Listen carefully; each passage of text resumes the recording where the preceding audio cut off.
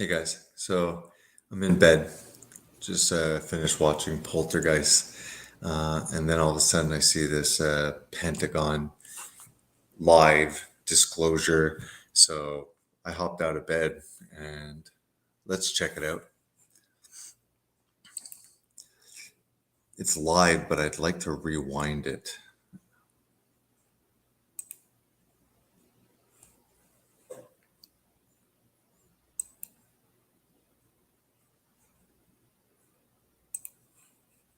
I'm just going to present the screen.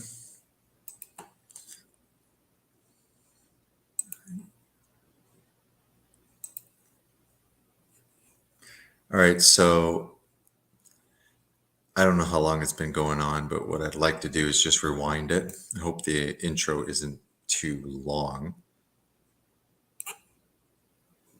Moving to establish that office. We have, as of this week, picked a director for that effort, a very established and accomplished individual. We've identified spaces. We've worked with personnel across the Department of Defense with the services, and we've worked with the IC, which is on board and helping us work through this. I'm anxious to see like what kind of activity they're going to disclose. Standardized methodology for now, bringing in data, analyzing that data, and reporting that data in the appropriate method and appropriate means, so we can either get it to our service personnel to ensure their safety, or get it to you and the Congress and to the public to ensure that you have. I'm convinced that all of this stuff is fallen angel activity.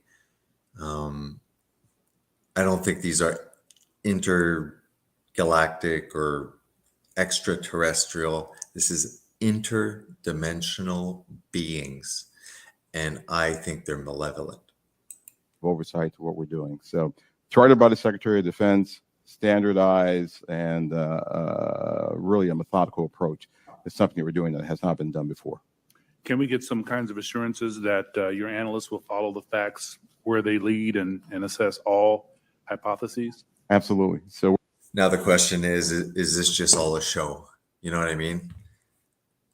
It's like, let's feed them what they want to hear. All right, they'll be excited, but there's something else maybe that's going on. Like, is this just like to get us all excited?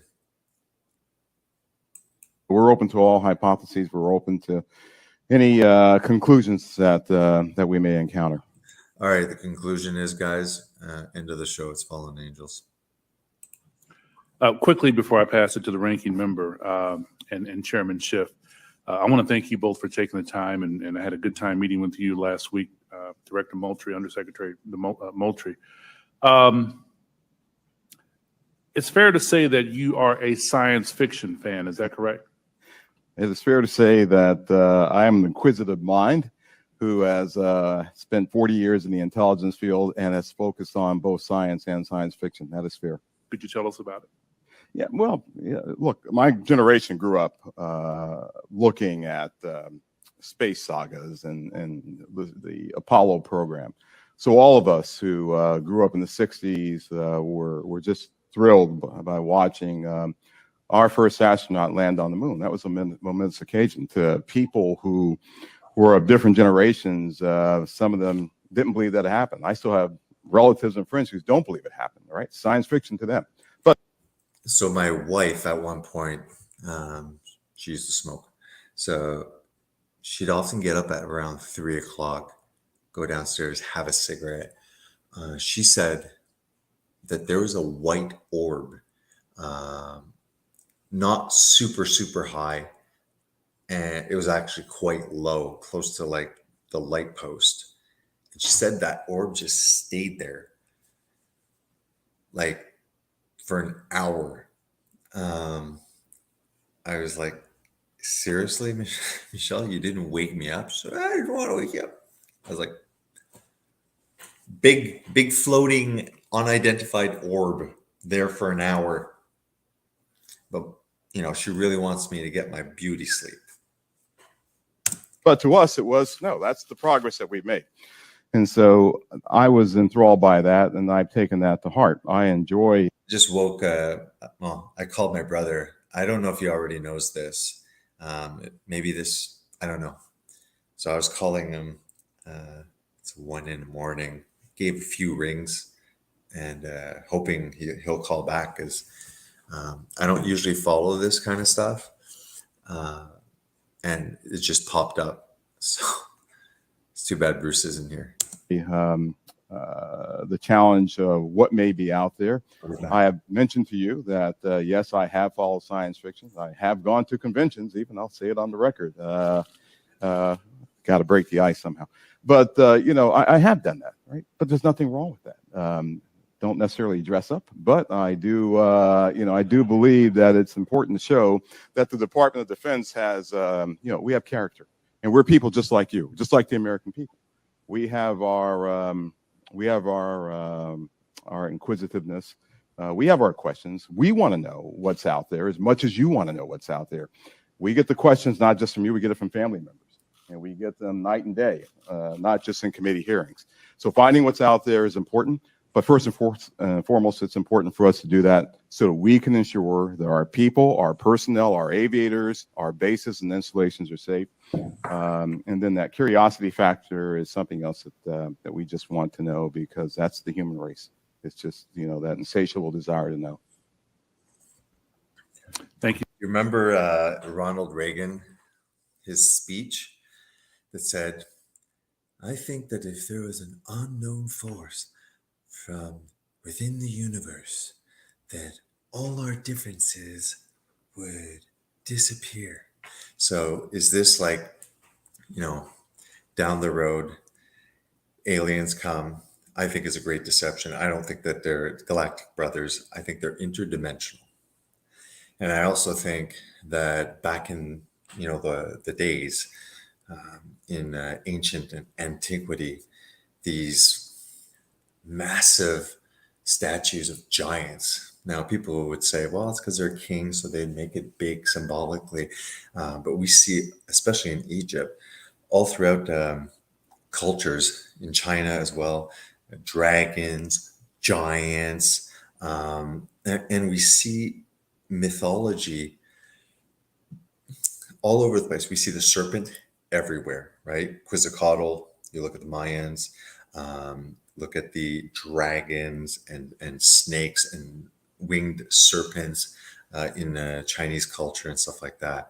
So we have flood stories in almost all cultures, maybe not all, but a massive amount of flood stories inside people's cultures becomes a mythology, giants in their mythology, Thank you, sir. Ranking Member Crawford.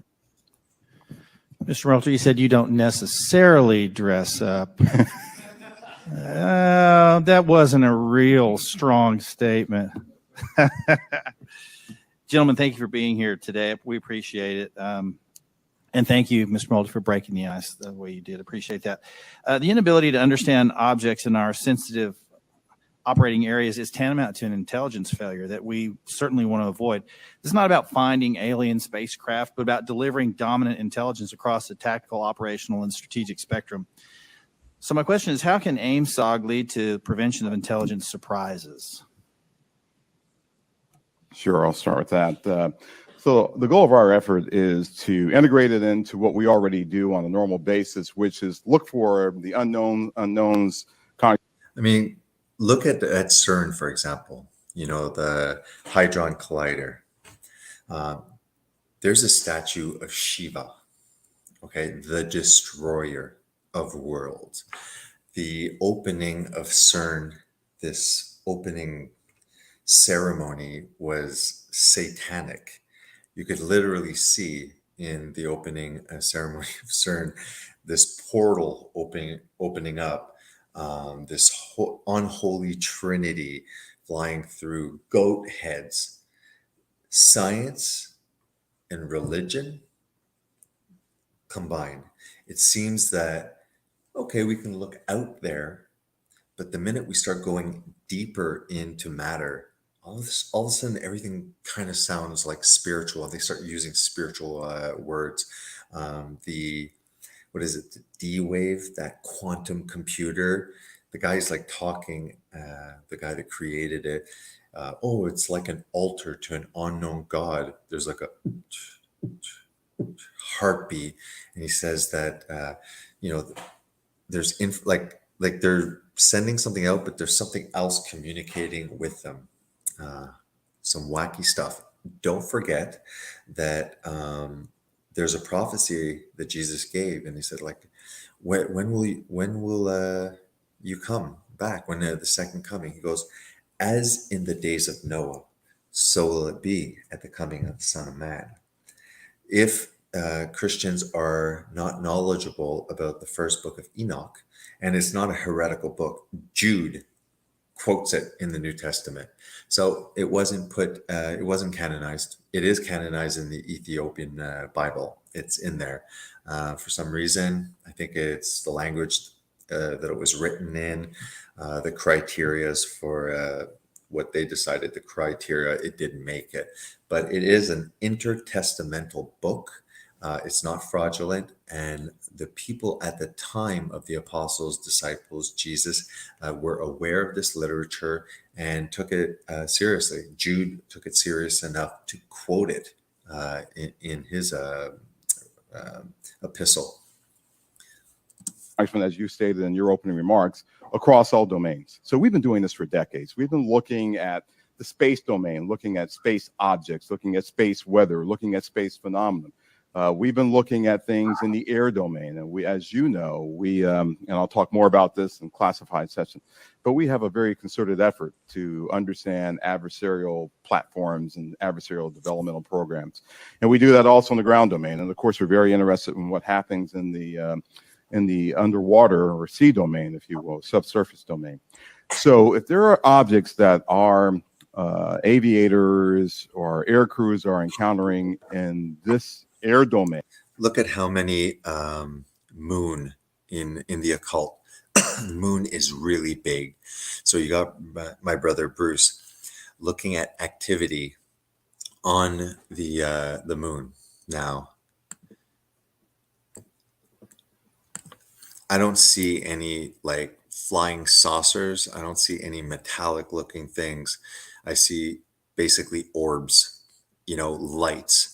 We have angels in the Bible are referred to as stars, moving stars. And what I'm seeing in Bruce's videos a lot is these lights, these orbs, just activity on the moon. So we look at the occult, the symbolism of the moon. Bruce is capturing activity. I have not seen any metallic flying objects. They could be, but there's definitely stuff. I see it as not solid. There's definitely structures that my brother has found with his telescope. Super interesting. Is that related, or is that just like humans and countries, the United States or something, is not telling us about what they're doing on the moon? Maybe it could be two things. Hey, Margaret, how are you? You up late? How come I can't see the top? Just give me a second. I'll say hi to you guys. Margaret. Not intergalactic. Is Black Ops and Cabal to keep the population under control. Yeah, like any disclosure, anything. I'm very skeptical when they admit it. Bruce, though, has been following that. Bruce sees all. Go see his channel. 95,000, 97,000, huge channel. Bruce has been following this a lot more. So I literally called him at 1. I hope he's not mad. I rang 3 times. I was like, does he know about this? It's live. I think it's really, really cool. Then again, the fallen are very smart watchers. They know our moves before we do. Yeah, exactly. Because, I like atheists that say, oh, you know what?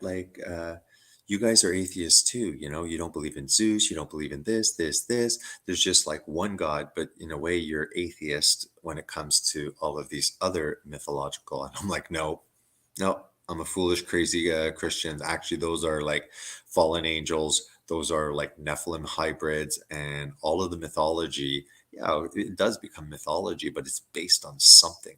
How can all cultures have flood stories? How can all cultures have these serpents? How can all cultures have these giant legends? Again, all. Okay. I don't know if all, but an overwhelming, like 20, 30 kind of thing. Completely agree with you, Margaret, about the fallen. The Nazis were working on these serial machines. Yes, I think it's Cabal. Same people who opened the CERN, same people pushing the world order. Yeah, for sure. I think also that it's highly uh, car like it's put in compartments. Everyone's working on something. I bet you most people get up in the morning with their coffee. They don't even know that they're dealing with shady stuff. And then on top of them, that high person knows a little bit, but is in a compartment so that everybody is like frac. In their little bubbles, so that the top ones are the one running it. But then we see the sciences, we see Fauci's, we see all this stuff. They're not in control. The problem is, I think that the highest up ones think that they're going to gain wisdom and secret wisdom and an ability to regenerate. In a way, they're going to seek immortality. They're going to try and seek immortality outside of Christ. And this is the deception. These guys came down and played gods and goddesses. And well, now Satan's made everyone atheistic. We live in a very atheistic, secular society. So they're going to come with a new religion. Before they were our creators, right? They're playing God. Now they'll come and say, yeah, we seeded you. And that means, they're our creators. That means that in a way, we put them so high, like, oh, they're so advanced. They seeded us. And finally, no, I think they're dangling a big carrot in front of you. I think that we're like donkeys with carrots.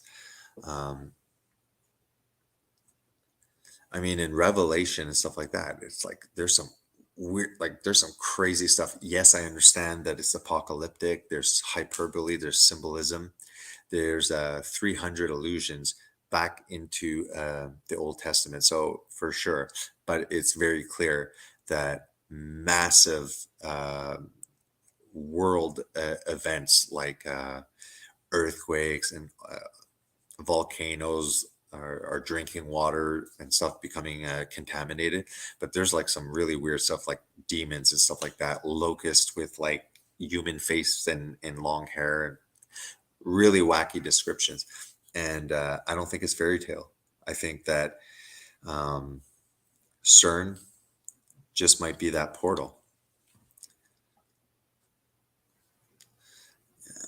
Hey, Stats. Thanks for the email. I promise that I'll eventually get to my God, what's his name? Stats asked me the Trey Smith God in a Nutshell. There is a Kim Clement. I think that's his name. Let me see. I don't want to get ouch. I just tweaked my neck. Oh my God. Ever since I became a grandfather, everything's falling apart. Yeah, it's Kim Clement.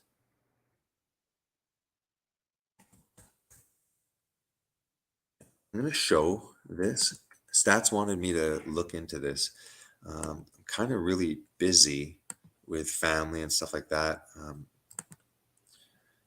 feeling better today, but I had a good day today, but I had a really bad issues. So I'm sticking to what I know.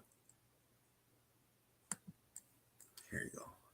So I'm doing, keto, and I'm doing my morning bread readings. but I will at one point get into this and look into it. So Stats wants me to look into this and see, because supposedly Kim Clement, unfortunately he died, I think, of a brain hemorrhage, but there's a ministry and stuff like that that's being continued, and all of his prophetic performances, it's really cool. Like, you know, he has like an organ, stuff like that, and music, and he speaks really well, and it's impressive. I don't know how many prophecies have come true. The prophecies seem to be centered around the United States. So I'm going to be very open-minded, especially, you know, Stats was nice enough to email me. So I'm going to look into it. One thing right away that, like, because he could be psychic, right? He could be able to tell the future related to the United States. I'll just say, before even like getting into it, that the whole Bible and the prophecies related to the Bible is very Jerusalem and Israel centered.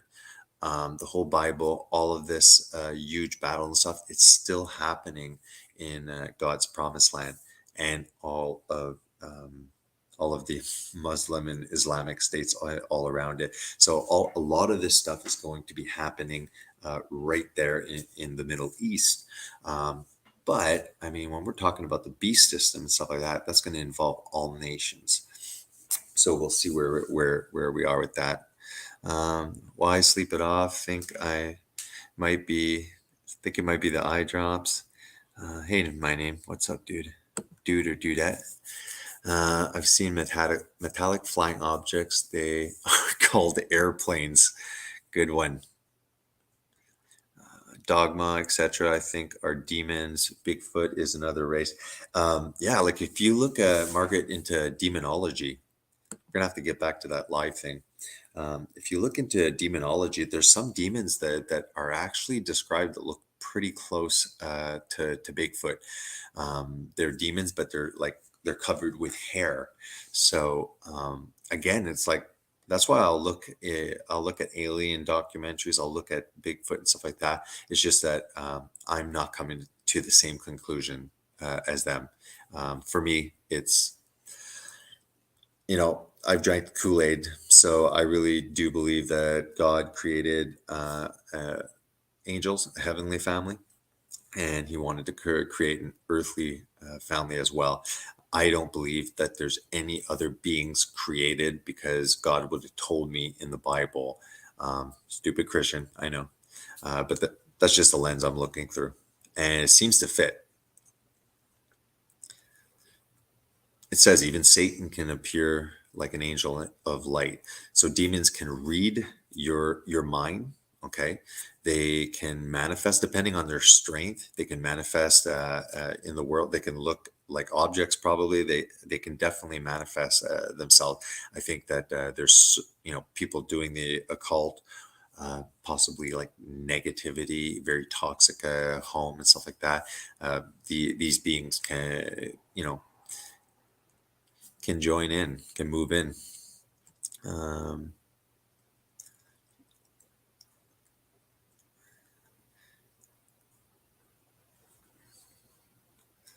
Margaret, thanks, Margaret. I love your comments tonight. I believe we were advanced long ago. So do I. Then the flood happened, dummied down, lost the knowledge. Now here we are again. Exactly. But what was done will happen again. That's what it says in Ecclesiastes. There's nothing new under the sun. Jesus specifically says whatever was happening at the time of the flood is going to happen again. God had to chemotherapy humanity because basically Noah was perfect in his genealogy. He wasn't perfect in his character. He was perfect in his genetics. So a lot of people criticize God for flooding all the earth. And I think that the Old Testament is very vague, because I think that I think that it might have been common knowledge that the angels rebelled, came down and created these abominations to sabotage God's creation. I think that's why there's not much emphasis on it. But if you look at the first book of Enoch, everything will become quite clear. It's cool because, you know, I could talk with people that believe that they're intergalactic, you know, and it's like, all right, we can even listen to the same information and benefit from the same information, just come to different conclusions because we're looking through different lenses. But it's still interesting. That wacky alien stuff only works on a ball Earth. Don't work on God's flat Earth. Yeah. So my name believes in flat Earth, and I support your beliefs, man. Found it like cool, quite compelling. Many prophecies. Oh yes, I remember you, Margaret. You're from Peter Benton's channel. Yeah, Margaret's well, she's also from Bruce's channel. Peter, I had a falling out with Peter. I felt that he did something shady to my brother, but I wasn't in a good place. I could have did a because I did do a response video. I could have did a response video and just said like I don't think that's cool, and so I was a little bit you know, being a butthead, being a little mocking and stuff like that. I regret that, but I don't really regret what I said. It was more how I said it. Then I stopped following him. I wish the best to him. I know he was doing keto and stuff like that. But I heard that he kind of doubled down more and more against Bruce. I'm not talking anymore of that. I'm just calling myself out that the way I went about it, shouldn't have did it that way. Do I think that Peter did something that wasn't correct to my brother? Yes. Do I know all the facts? No. But what I saw at that point disappointed me. So Peter, I wish you the best. I still see your live streams pop up. I hope that your weight loss and your health is doing well, and that you know you're well in your life and having fun building your channel. If something did happen with Bruce, you know, maybe try and talk with him and stuff like that, figure it out. I always admit, you know, if I was wrong, even if I think the other guy's just as wrong, I'll deal with me. You know, it's good to set a standard, and even if other people don't set that standard, you set it yourself. If I make a mistake, if I could have did things and said the same information in a more respectful way, I should have. But I think that we'll stop talking about that. So let's go back to the live.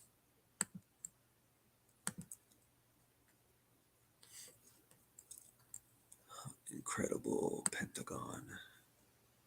All right, let's do this a little bit more. And their sensors are discovering or detecting some of these objects. We want to just bring that in to the normal process that we have for identifying unknown unknowns. We want to make sure we have the intelligence requirements that allow us not only to look at that event from the time that it occurs forward, but maybe retrospectively, we want to go back and see if we can get to the left of that event to say, was there some developmental program that we, to get to your technical surprise issue, sir, that we should have known about? And if so, how do we put that intelligence requirement in place to ensure that we are following an adversarial development or any other development that may be out there? So that's what we want to do in terms of normalizing this and bringing it into the normal process of how we identify unknown unknowns. So you mentioned fidelity, and I think it's important to talk about the relationship from the Navy as the lead agency. It's like the, you know, Christmas lights. Doesn't matter how organized you try and do it. The next season you take it out and it's just one big ball of lights. This is kind of like what I'm feeling on this. How do you interact with Space Force, Air Force to create that degree of fidelity? We're talking about sensors and so on. And I guess where I have some concerns that many of the images that we see commonly in this committee and even in open source, the resolution and the clarity that would allow a robust technical intelligence analysis is challenging. What do you mean, man? How many like videos are there of pilots and stuff like that, and you can see it on the, I don't know. Sorry, Mr. Crayford, saying that thing like, yeah, the evidence is well, it's a little scarce. It's like, no, what are you talking about? There's tons. Like it's just the Air Force. It's insane the amount. And it's like, anyways. So is AIMSOG prepared to address the quality and quantity of data collected on UAP to advance intelligence collection? And do you have the adequate sensors you need to collect that high quality data? One of the lines of effort that we have is looking at our sensor capabilities and to understand whether or not, as the video showed that Mr. Bray displayed, sometimes it's very fleeting data that we have on some of these objects. And we want to make sure that, one, our says here, Chairman of the House Intelligence Subcommittee on Counter systems are calibrated to actually be able to collect on the objects. Our sensors today they're calibrated for specific things. We want to make sure to calibrate it for things of this nature, things of this size, things of this velocity, if I can use that term. We want to make sure that once we have that data is stored in some standardized method that we can then extract and that we can feed into our system real time. So we do not want this to take some prolonged period of time for us to get that data. But our goal is absolutely. Hey guys, if you don't mind, there's 4 people watching. Can you do like a thumbs up, please? Thanks. To have that high fidelity information that we get from all sensors, and we want to be able to integrate that with what we may have off of ground-based sensors. So whatever we may have on a platform, whatever we may have on the ground, whatever we may have from other sensors that we may. You see on the bottom it says, it's being blocked now, but we intended to bring out of the shadows a Defense Department organization they have in different domains. We want to be able to integrate that all and get this integrated that has been tracking sightings, as we would, as I said, with any other unidentified objects or things that we are tracking as a part of our normal intelligence responsibilities. Thank you. Last question, Mr. Bray, if you would. I'm a Navy pilot. I've encountered a UAP. Walk me through the reporting protocol once I see something that I think needs reported. The first thing that aviator would do after landing as a part of their normal debriefing is they would contact their intelligence officer. Their intelligence officer would then walk them through first filing data preservation to ensure that that whatever sensor data may be on the aircraft, that we preserve that. Yeah, we got to move forward from that. Well, what I found it sad is it's like, there's a community, okay, there's a falling away, but then, because there's a falling away there, then somebody feels they shouldn't go, it's just too bad. That so that it's available for later analysis. Second, they would actually fill out a form that includes details like where they were operating. Anyways, I'm glad you're back, Margaret, your family here. Altitudes, they were operating speeds, what they observed, whatever sensor data they may have recorded from that. And then that report is filed. It goes 2 places. One, it goes through the operational chain of command so that operational units are aware of what.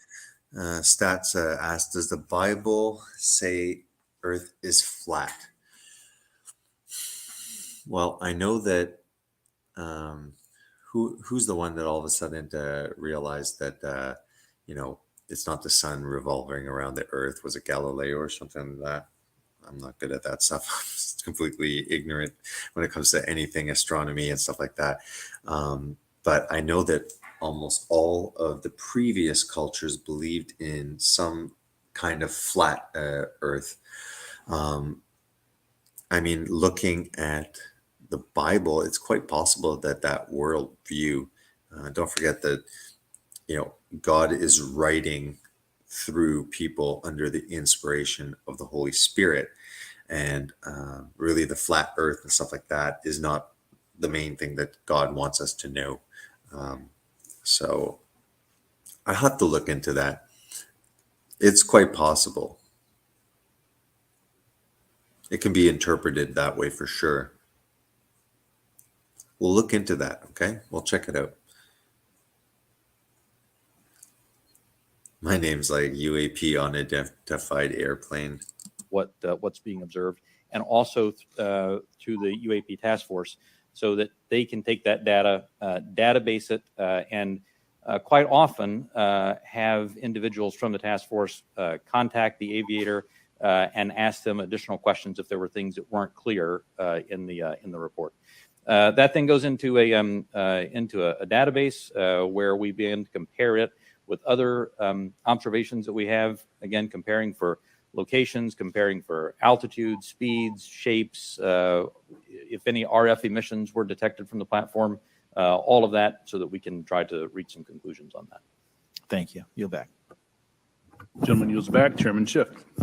Thank you, Mr. Chairman. Mr. Brake, can you rerun that first image? It looked like it was outside of a plane window.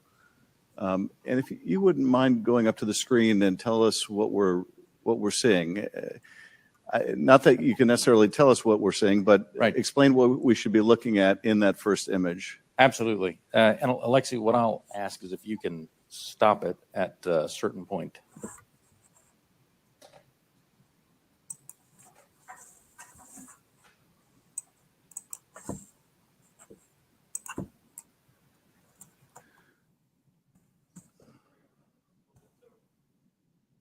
Are they going to show it?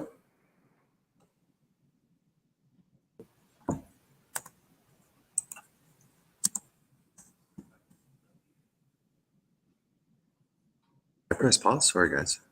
And are we looking outside of a civilian aircraft window? Is that what we're looking at? Okay. Sorry. That's right.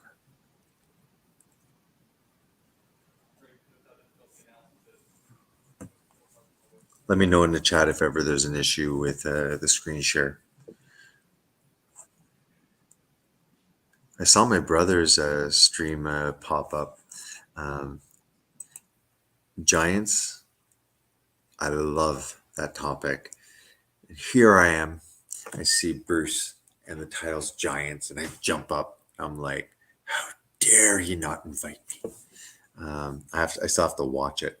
I'm so hurt that it's going to take a few days, Bruce, before I can see that.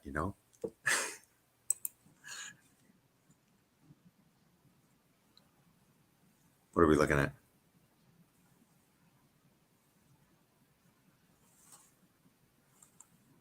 Exciting. What is this? Is it going slow? Is that it? What you'll find eventually on this, when we find the right frame, or literally about one frame here, is a spherical. So like we know in documentaries and stuff like that, amazing images, and now what are they going to pull like the worst stock that they have, and just say like at the end, well, we've done the Pentagon's done their information, and it's just not clear.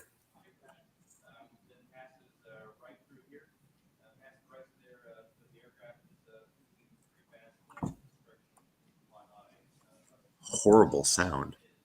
Is that it right there? Can you point to the screen again, what we're supposed to be looking at? Yeah, please. Can you point? Because like this is the most amazing UFO footage I've ever seen.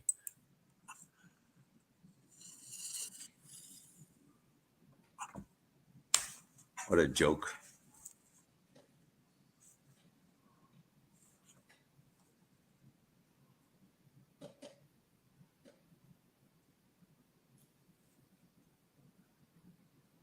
Yeah, Margaret, but what people will say is that they're fisheye lenses. So if you have a fisheye lens, everything on the edge looks curved.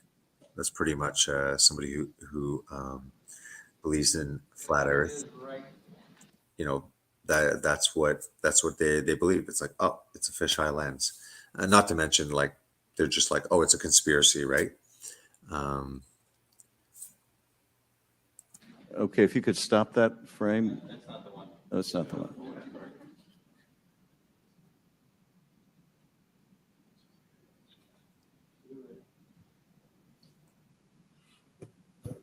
my name, try during the stream.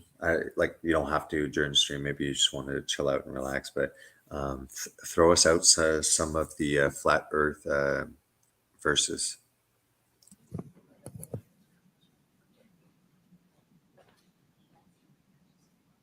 Alexia, just push play. Let's see if.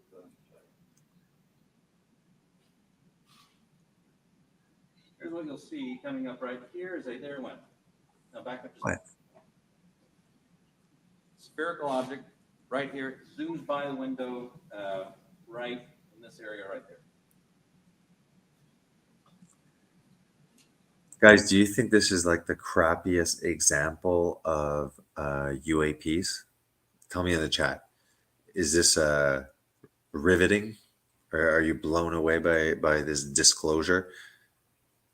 Maybe it's like a bug or something that There we go. that splatted on takeoff. Could you see that part right there again going by? I think we're having a hard time stopping it in the right spot. Yeah. I feel like I'm gonna have an aneurysm. Oh my goodness. Okay. So as you can see, it's difficult. And I think Yeah, it's quite difficult. Very difficult. the laptop we're working with is not as easy for stopping that video in the right. It's like a huge Pentagon disclosure, and they're like, these visuals, we're having trouble. But- We'll describe what we have seen in that. What are we observing? What you see here is aircraft that is operating in a U.S. Navy training range that has observed. Yeah, like, all those moon missions. I think that was like a farce. You see the interview when they came back? Who is the guy? That's how much I care. That's how much I'm impressed. Those three astronauts. And you see them in the press conference, and they're just like so demoralized. I don't know if it was like, yeah, we're going to the moon. And then after they get, all dressed up, and they're like, listen, guys, we're sending you out into the desert. There's this filmmaker. He's going to set it up. Spherical object. It's called Something Funny Happened on the Way to the Moon. Funny. Check it out. In that area, and as they fly by it, they take a video. You see it looks reflective in this video, somewhat reflective, and it quickly passes by the cockpit of the aircraft. And is this one of the phenomena that we can't explain? I do not have an explanation for what this specific object is. And is this one of the situations where it is, that's the object that we're looking at right there? Thank you. And is this a situation where it was observed by the pilot and it was also recorded by the aircraft's instruments? We'll talk about the multi-sensor part in a later session. But in this case, we have at least that.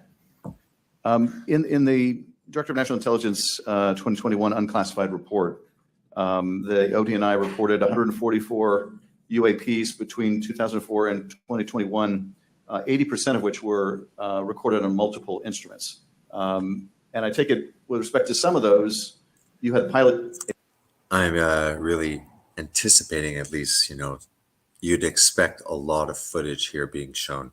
So far, we saw a window of a plane. A pilot seeing them, if it was observed by a pilot, Right. and you had multiple instruments recording it. So you really have three sensors, the human sensor and two technical sensors detecting the object. Is that? For the majority of incidents that we had in the last year's report, the majority had multi. Yeah, exactly. A funny thing happened on the way to the moon. I think we did we start that with JD and OTW?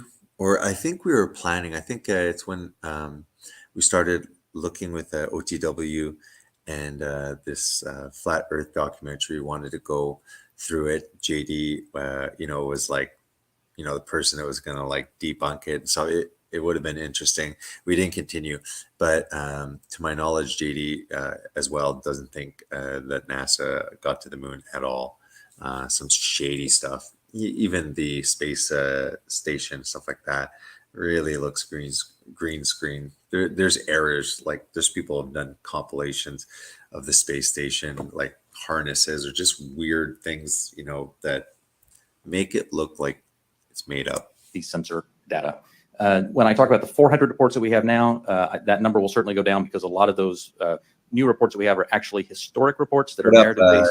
So that percentage will go down just as a factor of the fact that the destigmatization has resulted in more narrative. Hey, is this like a repeat or something like that? Is Bruce aware? Like, has he talked about this? I haven't been watching lately, making content, busy with a granddaughter, not feeling that well, lots of stuff to do. Does Bruce know about this? Like, is this all of a sudden like in the middle of the night live? Let me know. And that's the object we're looking at right there now. Right? That's it right there. Okay. Wow. Last year's report also said that of those 144, 18 of them reportedly appear to exhibit unusual flight characteristics, appear to demonstrate advanced technology, and some of them appeared to remain stationary in winds.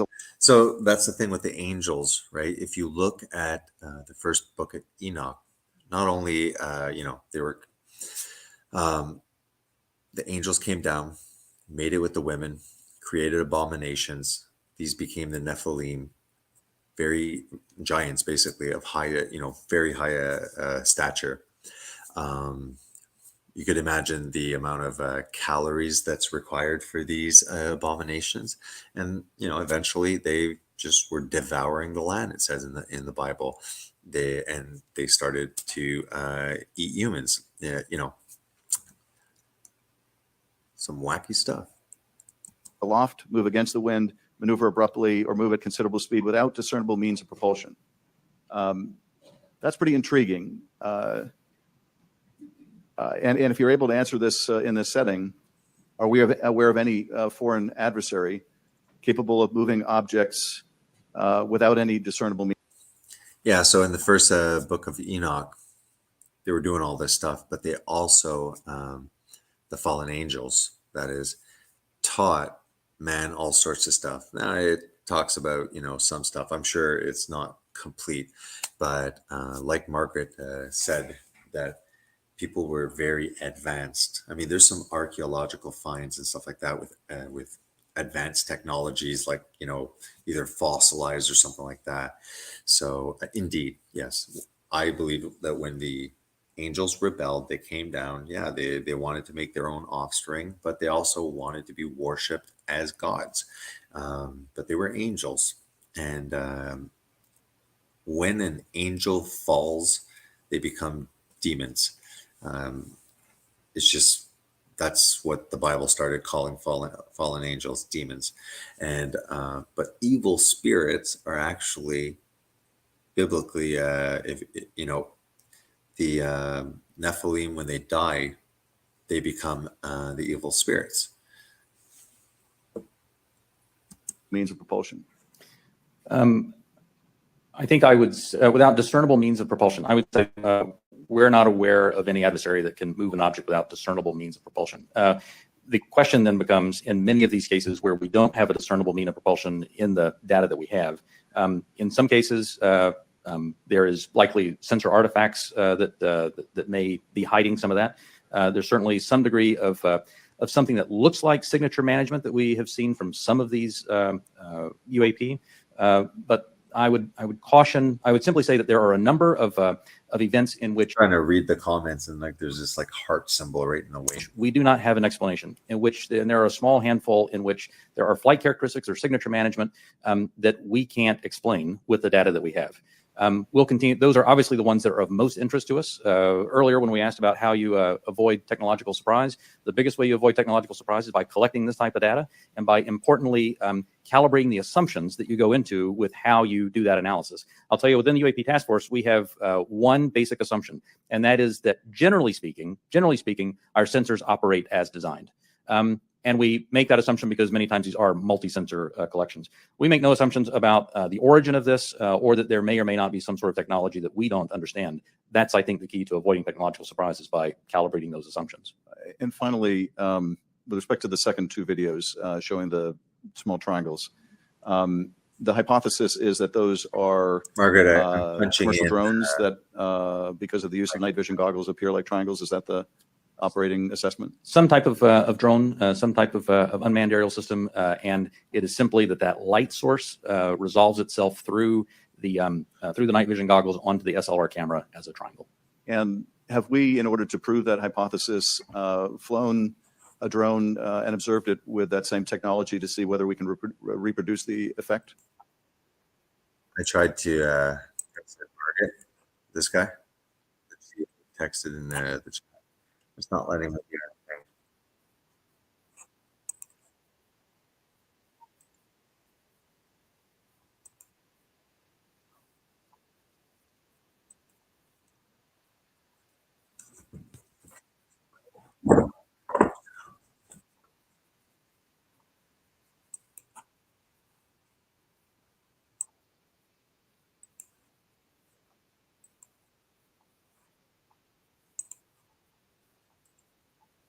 It's physics, right? That's Right. why I asked that question.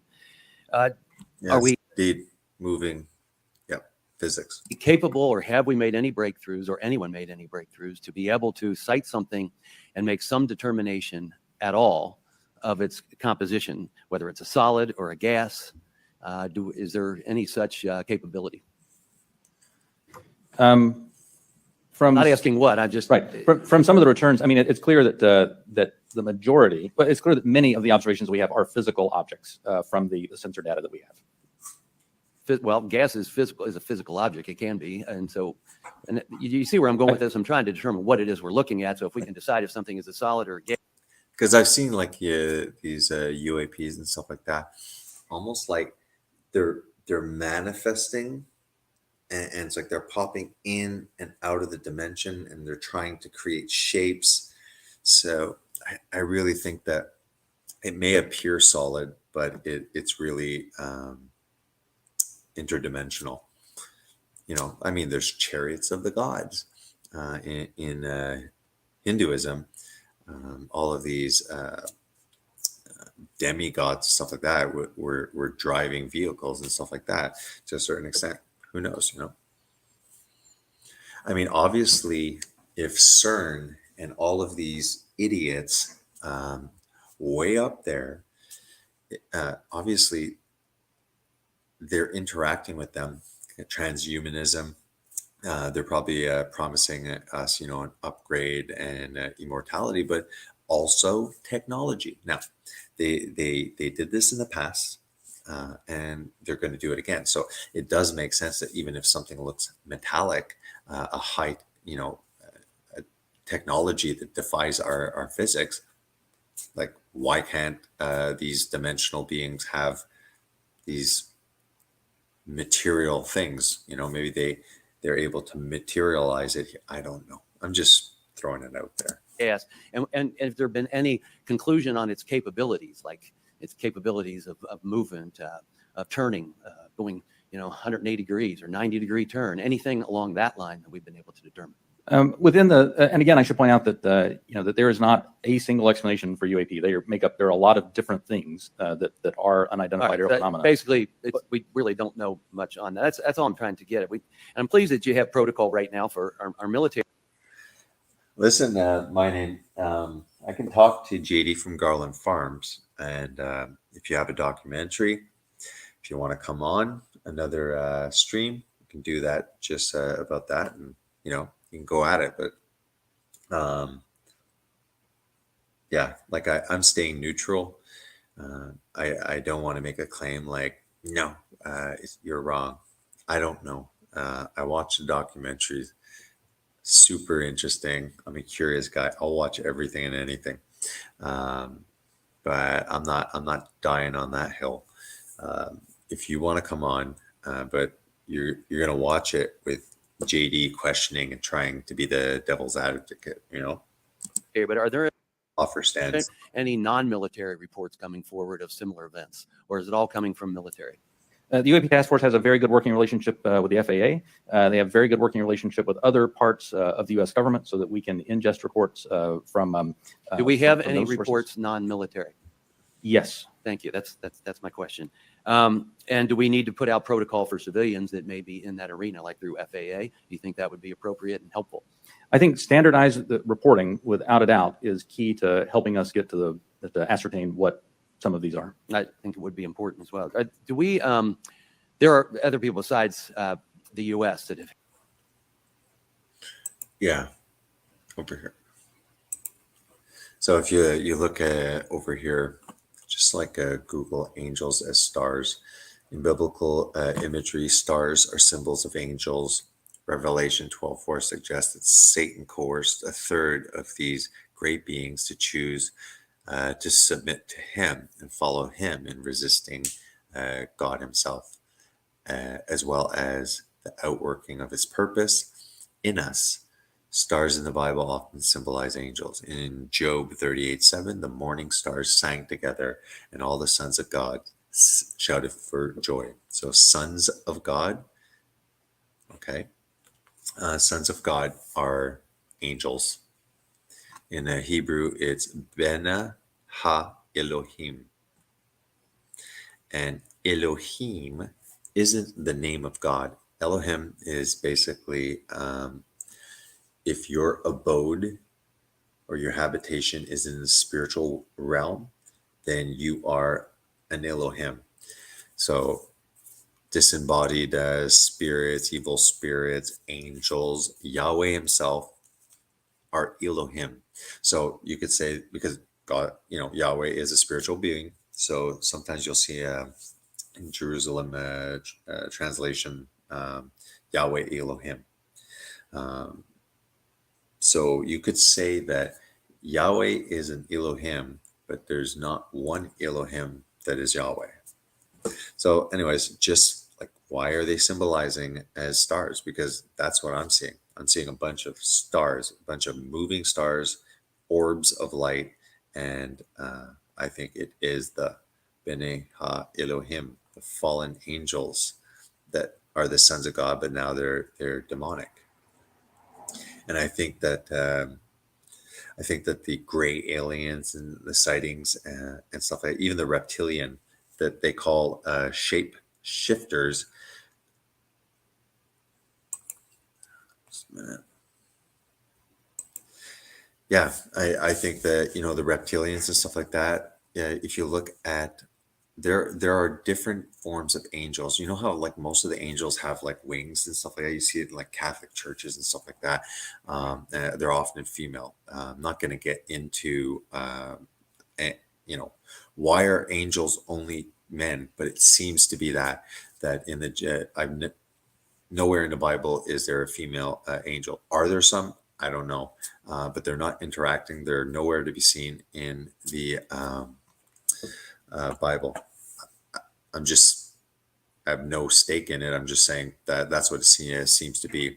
But there are other Elohim that are quite weird. If you look at the throne room, you got the cherubim, you got these winged creatures with 4 faces, eagle, man, and stuff like that. So there are different hierarchies. There are angels, but there's also seraphims, cherubims. I think that Satan was like the most beautiful angel, and his name is not Satan, actually. I guess the closest would be Lucifer, which just means light bearer. So I don't even think Lucifer is his real name. Satan, that's just a title. That means accuser or adversary. That's not his name. Lucifer, light bearer, morning star, seems like it's a title as well. Then after, you can jump into the first book of Enoch, and there is a leader there that is, corrupting and making like, let's do this. So there is a leader. Maybe that's Satan's real name. Possible. Let's get back.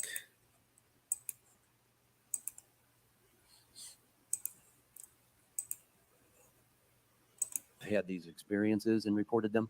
Is that correct? There are. That's correct. Is it all of our allies, or is it allies and adversaries? What have we learned publicly? So some of that, I think, sir, we'll save for closed session. Yeah, Margaret's, that goes- Margaret's saying like the metallic appearance could be their shield, their shielding. His Highness also says like a solid wrapped in light. Possible. Jetson White has biblical flat Earth intel. I'm completely fine if people want to come up here and talk about flat Earth. I'm fine with that. I find it interesting. Yeah, Rob Skiba, he died of COVID, or he was murdered because of flat Earth. I think he died of COVID though. God's flat Earth plan is a fleet to save us. I mean, it would definitely prove that there's a God if we're basically in a snow globe. My next question: publicly, have others made anything which would not have to be considered closed? So- I don't want you to answer what they've said necessarily. Allies have seen these. China has established its own version of a UAP task force. So clearly, a number of countries have observations of things in the airspace that they can identify. And do we share data with some, with all? Are they sharing with us? We share data with some, and some share data with us. But not necessarily all that have publicly reported something? That's correct. And I think that's an important thing. And for the other session, actually, that we don't discuss that now. Because, obviously something like this can be a national security challenge for us. Spit it There's out, no doubt about it. Julia. If they're developed by an adversary through some breakthrough technology. They can be very disruptive to our military actions, or at least serve as a distraction. And so my caution would be careful who we share our data with.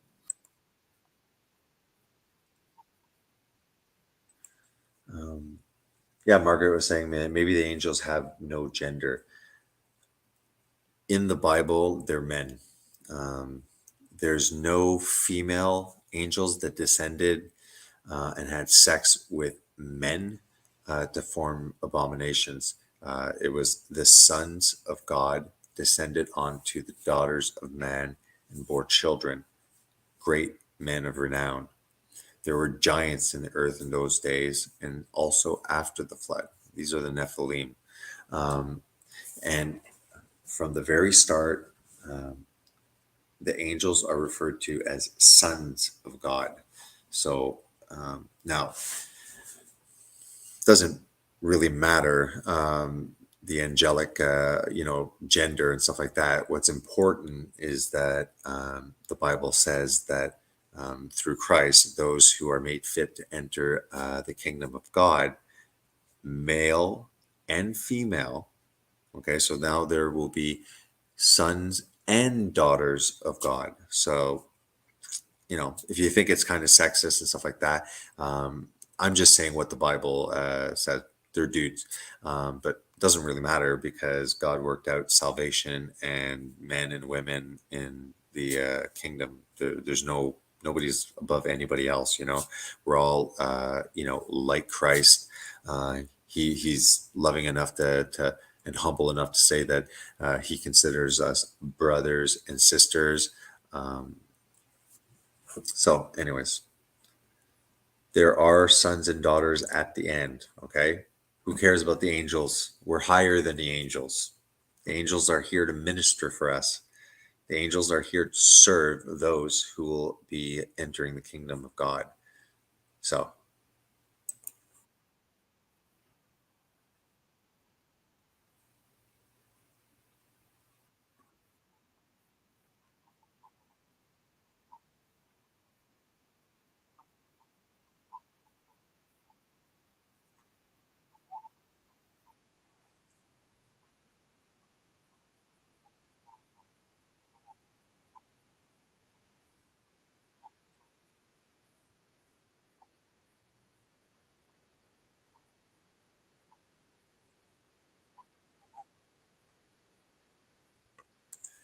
Imagine with the COOF, that emergency, how the whole world shut down, how all of a sudden, like all the nations were like, oh, we're just going to listen to the, a few unelected.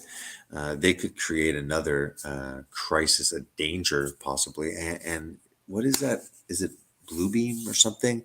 Like they could put holograms up in the sky and make everything and anything they want like look real. So they could just use that technology as well to mimic an alien invasion, so that again, we have to give up all our rights for the safety of everybody, blah blah blah. Exactly. Project Bluebeam. Thank you.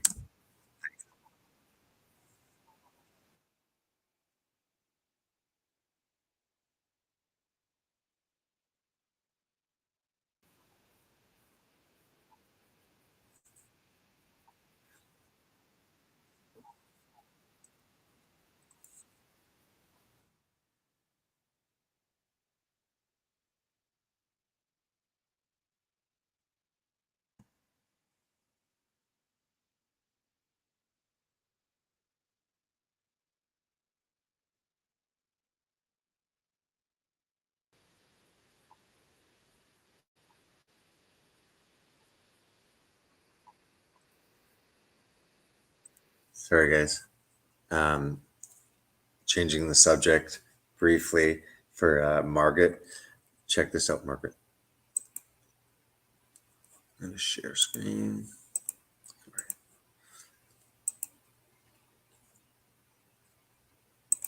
Check this verse out. And there's a lot of verses. There's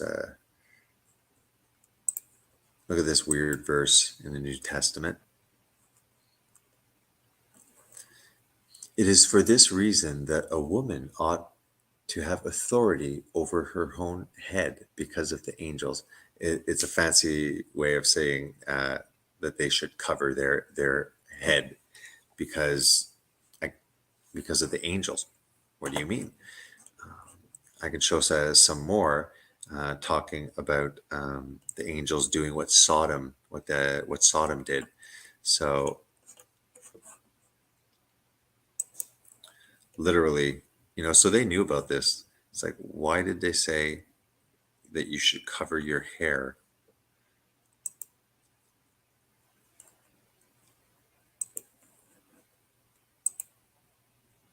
Sorry.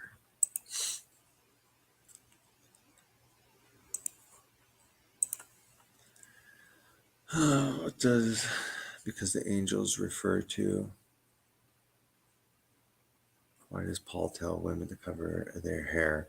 We can look into that. Let's continue with the actual stream. Share this. Let's do it. Sometimes things that happen very quickly, something may be moving very slow. That aircraft is moving quite fast. How fast that object is moving that goes by is probably very slow. So I guess my point is that an observation, either a visual observation or a electronic observation, infrared or whatever, looks radically different than it does to most people. Even instruments are on gimbals and that sort of thing. So that creates a very unusual view to, again, those of us who are used to seeing things in 2 dimensions largely. Second question, I think, Mr. Bray, you said something that I want to unpack a little bit. A number of these UAPs, you said we can't explain. Again, in the service of sort of reducing speculation and conspiracy theories, we can't explain can range from a visual observation that was distant on a foggy night, we don't know what it is, to we've found an organic material that we can't identify, right? Those are radically different worlds. So when you say we can't explain, give the public a little bit better sense of where on that spectrum of we can't explain we are. Are we holding organic or inorganic that we don't know about? Are we, picking up emanations that are something other than light or infrared that could be deemed to be communications? Give us a sense for what you mean when you say we can't explain. Sure. When I say we can't explain, I mean exactly as you described there, that there's a lot of information, like the video that we showed, in which there's simply too little data to create a reasonable explanation. There are a small handful of cases in which we have more data that our analysis simply hasn't been able to fully. All right, here is another passage. Let me know if you're getting mad because I keep on going off topic. Sorry. All right, check this passage out. For if God did not spare angels when they sinned, but cast them into hell and committed them to pits of darkness, reserved for judgment, and did not spare the ancient world, but preserved Noah, a preacher of righteousness. So obviously we see here, okay, he didn't spare the angels when they sinned, right? Casted them into a pit of darkness until he's going to judge them, okay, in the second resurrection. And did not spare the ancient world, but preserved Noah, a preacher of righteousness. So again, here, why didn't he spare the ancient world? Go see the first book of Enoch. So he didn't spare the ancient world, but preserved Noah, a preacher of righteousness, with 7 others, when he brought a flood upon the world of the ungodly. And if he condemned the cities of Sodom and Gomorrah to destruction by reducing them to ashes, having made them an example of those who would live ungodly lives thereafter. And if he rescued Lot, blah, blah, blah. So here, talking again about Sodom and Gomorrah, which is sexual immorality. Anyways, there's some more of them. Here's another one. This is Jude. Okay. I believe that this is the one that he might be quoting from the first book of Enoch. And the angels who did not keep their own domain. So yeah, angels up in heaven, maybe they have a beautiful celestial light body and stuff like that. But when they manifest themselves here on earth, they're dudes. They're physical. We see that in Abraham, right? When 3 people arrive, he feeds them, he shows some hospitality. 2 of them are angels. They're men. They go into Sodom. They're going to destroy it, right? They're going to bring out Lot and stuff like that. But that 3rd person is the messenger of the Lord. And eventually that messenger of the Lord, while the 2 angels are out doing their thing in Sodom, refers, all of a sudden switches and refers to himself as Yahweh, and then rains down fire and brimstone from Yahweh in heaven, right? There's a visible Yahweh, the Son of God, and after there is God Almighty, consuming fire, invisible. But there is the Son of God who has a physical body. The answer, let's get out of here. Let's go back. Me like going off topic. Gather a picture of what happened. And those are the cases where we talk about where we see some indications of flight characteristics or signature management that are not what we had expected. When it comes to material that we have no material. We have detected no emanations within the UAP task force that would suggest it's anything non-terrestrial in origin. So there's when I say unexplained, I mean everything from he lies. Too little data to the data that we have doesn't point us towards an explanation, but we'll go wherever the data takes us. Again, we've made no assumptions about what this is or isn't. We're committed to understanding these, and so we'll go wherever that data takes us. Thank you. That's very helpful. And so I think it bears emphasis. When you say we can't explain, everything that you can't explain is in a bucket called data. Is that correct? And that would mean data collected by sensors, visual observations, everything that we can't explain, quote unquote, is in a bucket called data. Right. A narrative report from the early 2000s, if it just had a little bit of information on it, would be in our database and it would be unresolved. I would add to that, it's insufficient data. I mean, that's one of the challenges we have. Insufficient data either on the event itself, the object itself, or insufficient data or plug-in with some other organization or agency that may have had something in that space at that time. So it's a data issue that we're facing in many of these instances, Congressman. Understood. Thank you very much. Yield back. Gentleman yields back. Mr. Gallagher. Thank you, Mr. Chairman. Thank you for allowing me to join this hearing. I really appreciate the witness's testimony. Mr. Moultrie, as the chairman mentioned, DoD had an initiative to study UFOs in the 1960s called Project Blue Book. It's also been well reported. in our briefing and in other places that we have more recent projects, specifically ATIP. Could you describe any other initiatives that the DoD or DoD contractors have managed after Project Blue Book ended and prior to ATIP beginning? Did anything also predate Project Blue Book? So I can't speak to what may have predated Project Blue Book. I mean, of course, there's Roswell and all these other things that people have talked about over the years. I'm familiar with Blue Book. I'm familiar with ATIP. I haven't seen other documented studies that have been done by DoD in that regard. So you're not aware of anything in between Project Blue Book and ATIP? I'm not aware of anything that's official that was done in between those two. Okay. Hasn't been brought to my attention. Okay. Additionally, are you aware of any other DoD or DoD contract programs focused on UAPs from a technological engineering perspective? And by that, I mean, are you aware of any technology initiatives focused on this topic other than initiatives focused on the individual case investigations? I'm not aware of any contractual programs that are focused on anything related to this other than what we are doing in the Navy Task Force and what we are about to launch in terms of our effort. Same question for you, Mr. Bray. Same answer, not aware of anything outside what we are doing in the UAP task force. So just to confirm, you're not aware of any technology or engineering resources that have been focused on? Yeah, I think that this is just theater. Yeah, there's nothing significant that's going to be disclosed. They're already saying like, oh no, it's definitely not this and that. They've shown almost no footage, like that footage that they showed with that little speck, and they weren't even able to get it like a picture of it moving that's very clear. How many times have we seen like fighter jets and stuff like that following something? Why aren't they popping up that stuff? This is just theater. They're just leading us somewhere. On these efforts besides what we've mentioned today?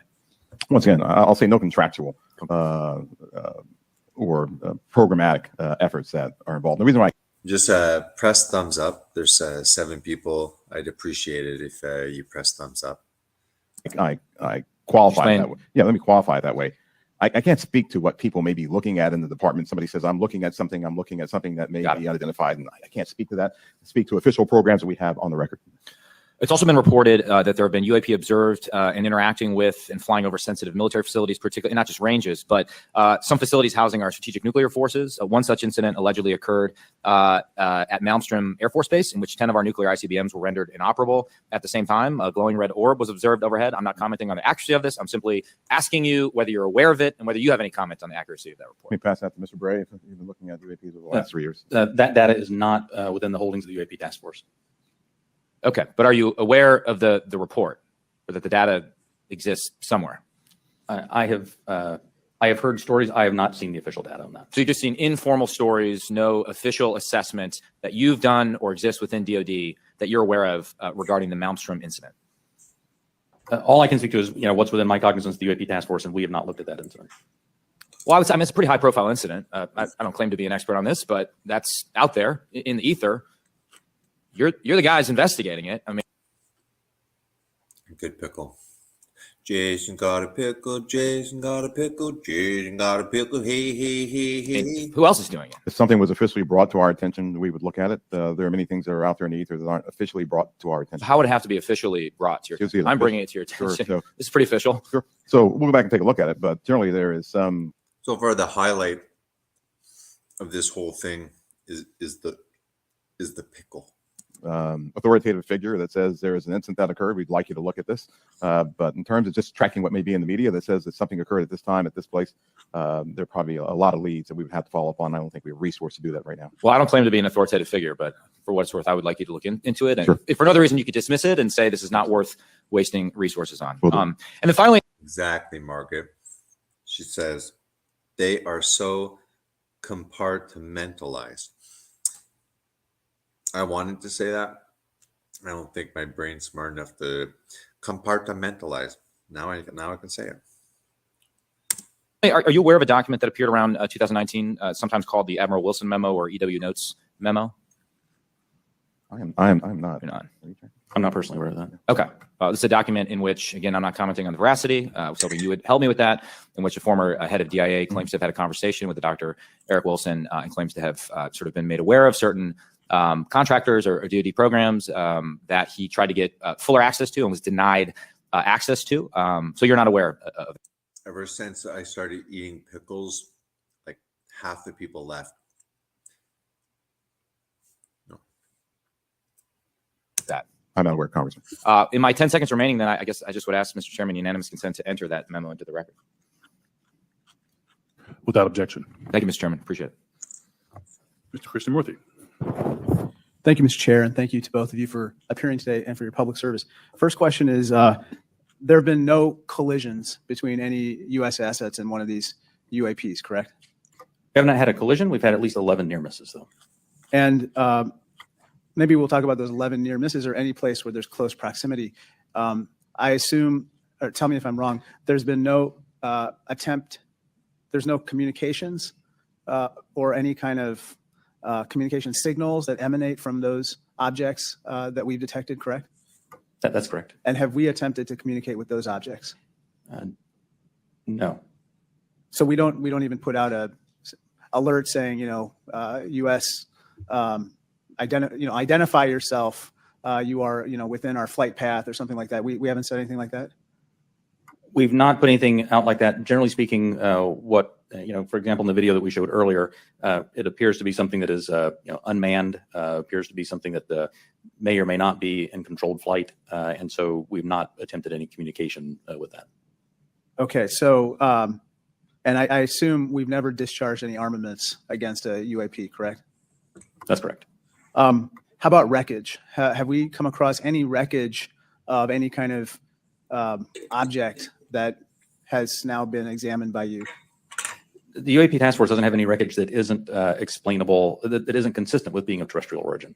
Do we have any sensors underwater to detect on submerged UAPs? Anything that is in the ocean or in the seas? So I think that would be more appropriately addressed in closed session. Sir. Okay. I think one of the biggest questions that I Yeah. I think that they're underwater as well. Yeah. I've seen footage where it just goes right into the water, right out of the water. Maybe it's like a race of flying mermaids and mermen. have is we say with a lot of probability, we say they quote unquote probably do represent physical objects, close quote. When we say probably, is that because we cannot conclusively say that they are physical objects? In the task force report, when I say probably represent physical objects, most of them represent physical objects. There could be some that are more of a meteorological phenomena, something like that, that may not be a physical object in the sense that most people think of something you go up and touch. But the ones where you say most of them represent physical objects, can you say that they are definitely, like with 100% certainty, that they are physical objects? I can say with certainty that a number of these are. They keep the pickle juice for fasting. Yeah, if you're fasting, a really good way, a delicious way of getting your sodium and your potassium during a fast is take a shooter of pickle juice. Each pickle is 290 milligrams. That's like pretty decent. Very good for prolonged fast. You take a multivitamin. Only time I would say to take a multivitamin is prolonged fast, days and days. Pickle juice. I would give magnesium as well. Anyways, this ain't a fasting. Come on Mondays at 6 p.m. Eastern every Monday. Bruce will be on this Monday as well. Anything from low carb, keto, fasting, intermittent fasting, prolonged fasting, you name it, or omnivorous diet that people kind of just want to learn about nutrition, adapt their own diet. Or physical objects. Okay, so we can't rule out that some of them may not be physical objects. Some certainly could be a sensor anomaly or something like that. Some could be. Now, how about with regard to UAPs? We've talked about UAPs on training areas, but obviously there's some sensor bias. I would think we put sensors in training areas. How about with regard to non-training areas? Do we track what's in open source and what civilians and others have tracked? And have we found similarities to what they've observed in terms of UAPs in non-training areas to the ones that are in training areas? The UAP task force has worked very hard to make sure the data set that we're working with is a data set that we have very good control over that data. So we have some partnerships with FAA so that we get some of that, so we get that reporting in. But if it comes to just open source reports or someone says that they saw something, that generally does not make it into our database. So basically, it sounds like we have a good partnership with FAA. But apart from FAA, we don't have partnerships with other agencies or other entities that might be tracking so that we could enlarge our data set to make comparisons. So we will. So that's the goal of this next effort will be to expand that relationship with the rest of the government and the interagency. So we can understand what they're seeing, what we're seeing. We can correlate on each other's holdings. Because I think, sorry to interrupt, but I think that we might have a bias right now going on with regards to just reporting on UAPs being in training areas when we don't really track what's happening elsewhere. Last question, have our encounters with UAPs altered the development of either our offensive or defensive capabilities or even our sensor capabilities? We'd take that for the closed session. Okay, great. Thank you. Mr. LaHood. Thank you, Mr. Chairman, and I want to thank the witnesses for being here today. Obviously, this topic of UAPs has attracted a lot of interest in people that are curious about this hearing today. As we talk about, I bet you they're just going to stretch out this. We haven't seen one footage yet. I'm glad I didn't wake my brother up at 1 a.m. for this. Disappointed. and I would say there's a lot of what I would call amateur interest groups that are involved in the UAP field. My question is, when there are unsubstantiated claims or manufactured claims of UAPs or kind of false information that's put out there, what are the consequences for people that are involved with that or groups that are involved with that?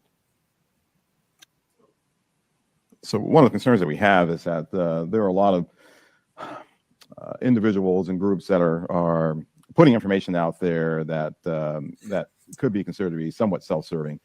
We're trying to do what's in the best interest of, one, the Department of Defense, and then two, what's in the best interest of the public, to ensure that we can put factual-based information.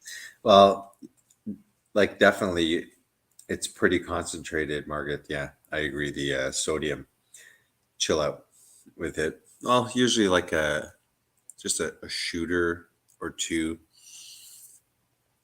I mean, if you look at it, like you can easily get 2,000 milligrams per day. It is, I mean, I just drank that. I'm not fasting. I just like pickle juice. Information back into the mainstream and back into the bloodstream of the reporting media that we have, so people understand what's there. It's important because we are attempting, as this hearing has drawn out, to understand, one, what may just be natural phenomenon, two, what may be sensor phenomenology or things that were happening with sensors, three, what may be legitimate counterintelligence threats to places that we have or bases or installations, or security threats to our platforms.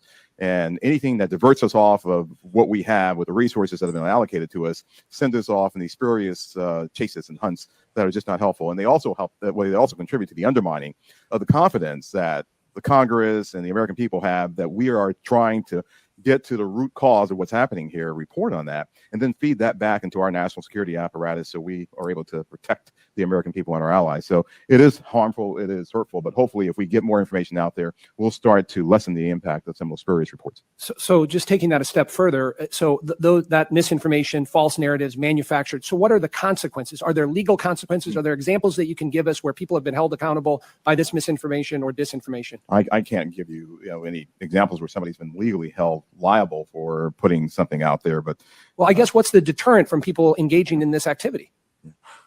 I don't know. I don't have that answer. That's something that welcome the dialogue with Congress to talk about that with the members who help legislate those laws to say what should be the legal ramifications that we could use to potentially hold individuals accountable, whether it be citizens or information that might be injected into our media by other forces or other countries, if you will. And in terms of DOD's and review and analysis in this field, I mean, is there a standard in place when it comes to UAPs? I mean, is there any guidance you look to that's codified in law or otherwise within DOD that kind of sets out the standards for UAPs and what to look for? I think that's part of what the group that we're standing up now will be charted to do. We're actually, from my organization, we'll be looking at policy and standards. This is really good quality. Aged 2 years. But I love jalapenos. It can cause skin issues with some people. I don't care. It doesn't cause skin issues with me. I love hot peppers. So we have to come to you Ooh, and work geez. with you to actually put in place and promulgate across our government. Thank you. I yield back. Gentleman yields back. Mr. Welch. Thank you. I'm going to follow on the line of questions from Mr. LaHood. Gentlemen, what seems incredibly difficult for you is that there's two almost competing but different. When I'm finished shoving cheese down my face, we could probably go and see the presentation that I had about giants. And this is boring. I'm just keeping this going so I can eat. Different narratives. One is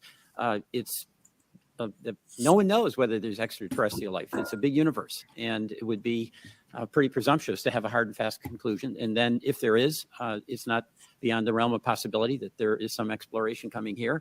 And that underlies a lot of the reports you get. I think Mr. LaHood was asking about that. People think there must be extraterrestrial life, and it's not at all beyond the pale that there would be a visit here. On the other hand, as Margaret's like, first time I see Jason grazing. I'm down to 172. I went to 169 for a day or two.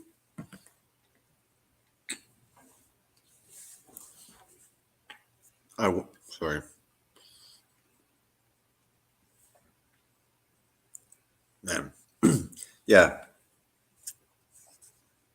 the DoD, you have the responsibility to make You, sure His Highness. that our national security is protected, and that if there are surveillance drones or active drones that can disable our systems, that has to be analyzed. Sorry, I had to swallow. Yeah, I went down to 169.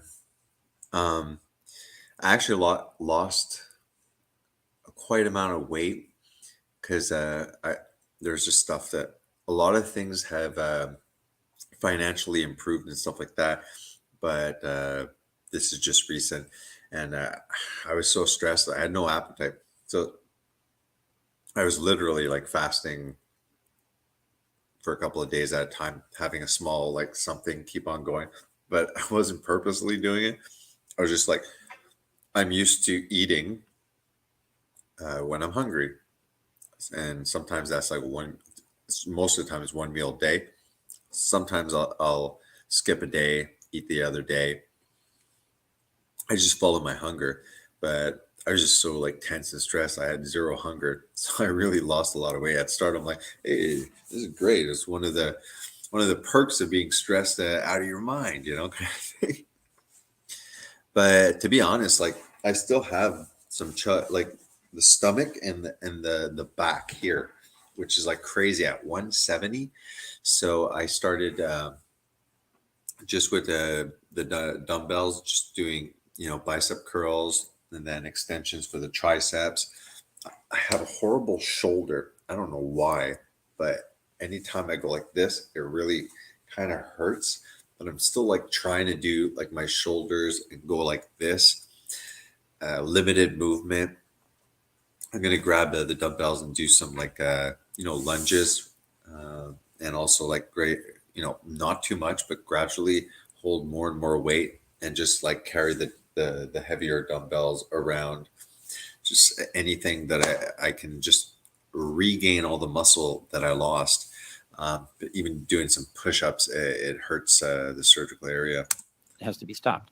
So how do you divide? Highness. How do you separate your responsibilities where you get all these reports from folks who maybe in good faith, maybe not, believe that you should be investigating every possible report of a extraterrestrial incident? I'll start with you, Mr. Moultrie. Sure, indeed, Congressman, and thank you for the question.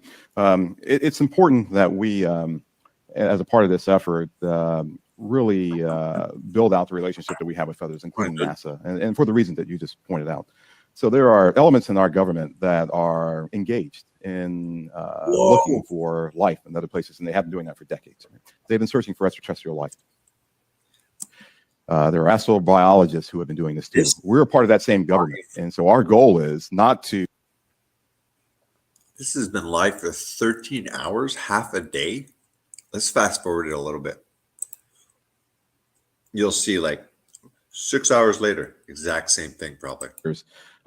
You have our commitment to work closely with the Director of National Intelligence and others in the declassification and downgrading of intel apparatus to ensure that we can get whatever information that we can out. Like 13 hours. Like, guys, everybody in this testimony, this incredible testimony from the Pentagon, they're all wearing diapers. None of these people left for 13 hours. That's why there's small miniature bottles, because they're like, hey, we're going to be here for a long time. Just a reminder, okay? Yes, they're super absorbent diapers, but, you know. To the American people and to the public at large. Greatly appreciated, sir. Ranking Member Crawford. Thank you, Mr. Chairman. Really, really appreciate it. Thank you. Representative Stefanik is en route, I believe, just real quickly, but in the interim, if you'll indulge me, I just have a couple of real small questions. One is, do we have an example? Can you cite a specific example of an object that can't be explained as having been human-made or natural?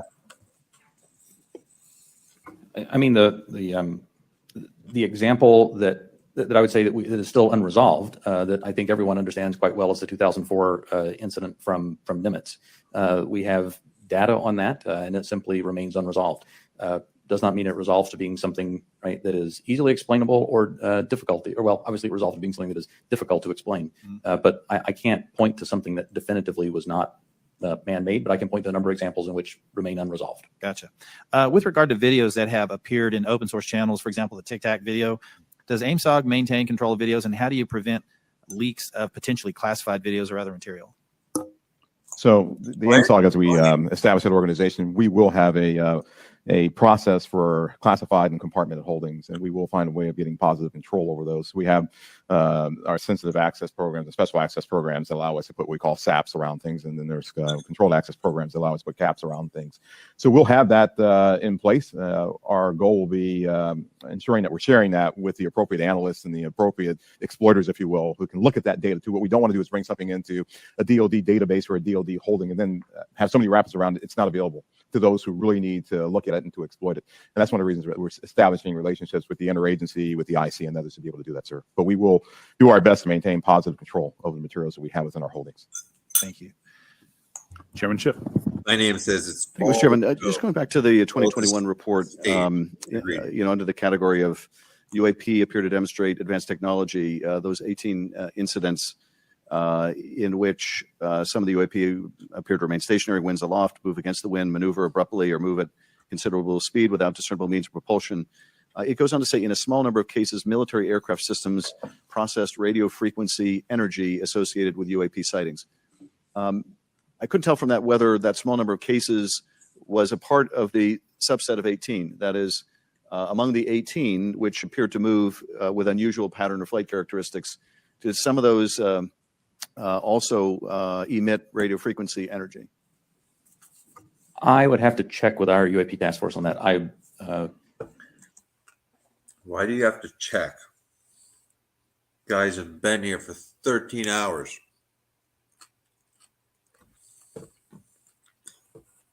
Reserved.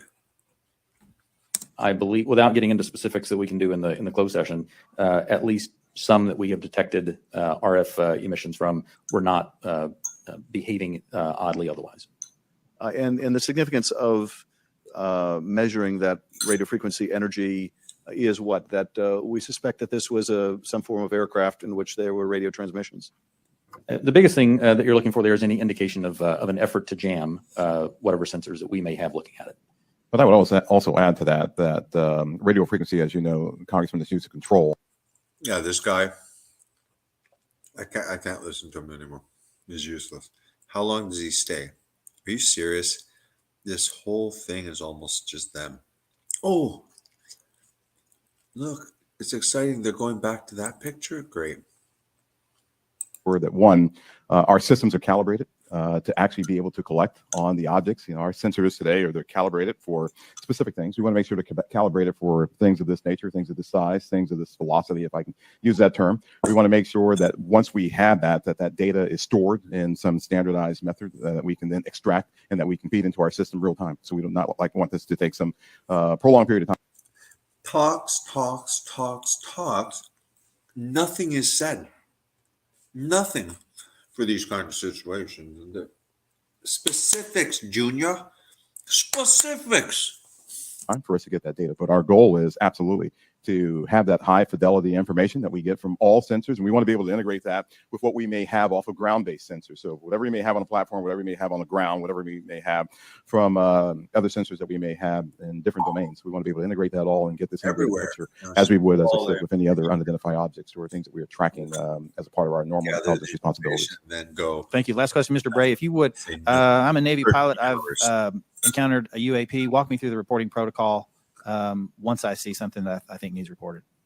The first thing that aviator would do after landing as a part of their normal debriefing is they would contact their intelligence officer. Their intelligence officer would then walk them through first filing data preservation to ensure that that whatever sensor data may be on the aircraft, that we preserve that so that it's available for later analysis.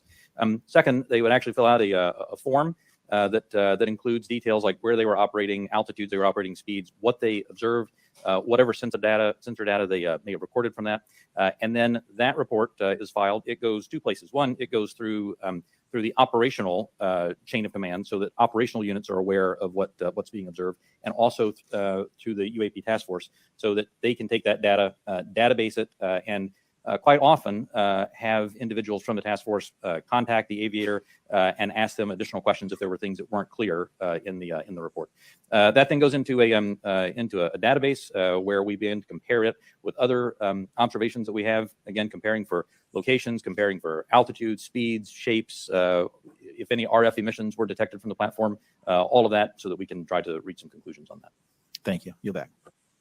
Gentleman yields back. Chairman Schiff. Thanks, Chairman. Mr. Bray, can you rerun that first image? It looked like it was outside of a plane window. And if you wouldn't mind going up to the screen and tell us what we're seeing.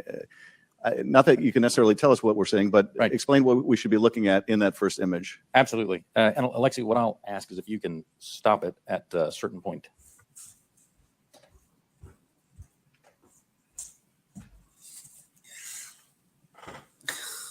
Oh, they're showing this one again. Oh, we're stopping this very soon.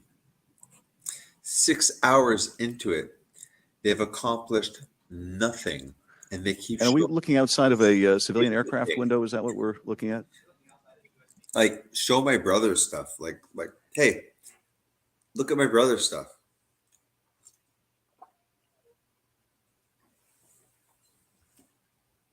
I'm just gonna bring down the volume. I just heard my granddaughter whimper. She's upstairs there, but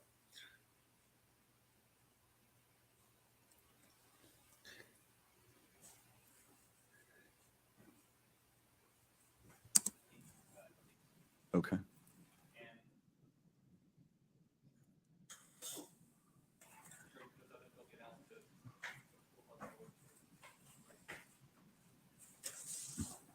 What you doing, Ma?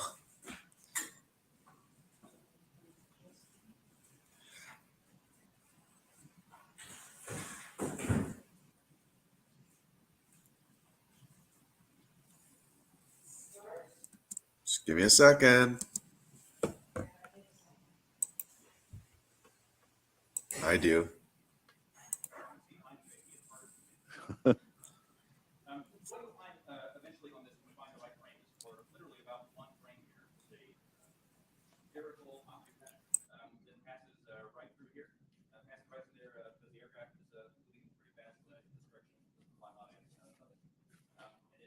Is that it right there? Can you point to the screen again, what we're supposed to be looking at?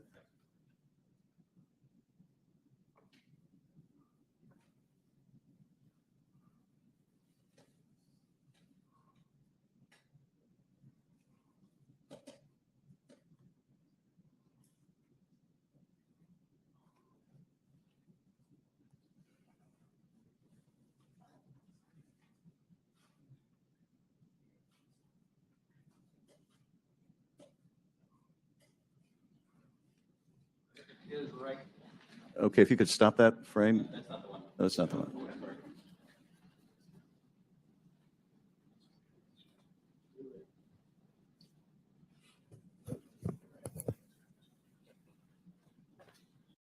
By nature, we are all curious and we seek to understand the unknown. And as a lifelong intelligence professional, I'm impatient. I want immediate explanations for this as much as anyone else. However, understanding can take significant time and effort. It's why we've endeavored to concentrate on this data-driven process to derive fact-based results. And given the nature of our business, national defense, we've had to some It's in the best interest of the public to ensure that we can put factual-based information back into the mainstream and back into the bloodstream. How are you all?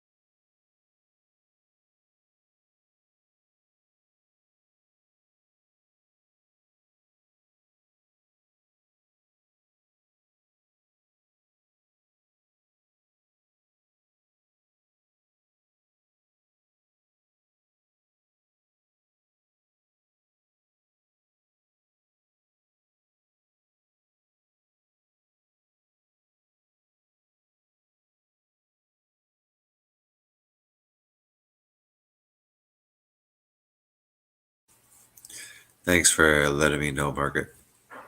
Nothing much was said. I was just setting up stuff. You can come on for 10 minutes. Maybe we'll end it there. If anybody wants to come on, the link is in the description. Again, thank you, Margaret, for reminding me that ever since I did that live stream, thank goodness there wasn't a lot of people. And I forgot I was live streaming and getting a big old conversation about really personal stuff about other. Anyways, and all of a sudden it dawns on me like, oh my God. So I come in and I'm like, I type like, did you guys hear anything? And like Darla Lamba's like, everything. Like, so deleted.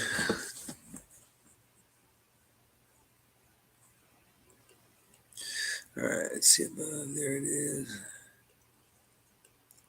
You did. All right, man.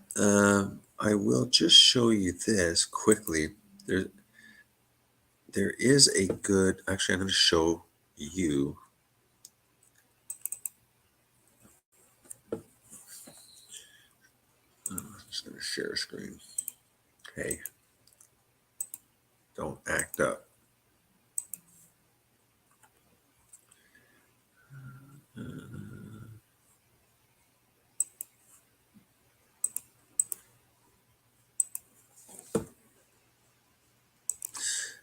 right. Check this out.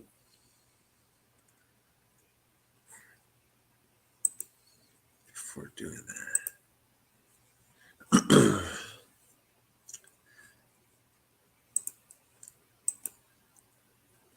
if you go to my channel, and I think it's in the videos, I will show you.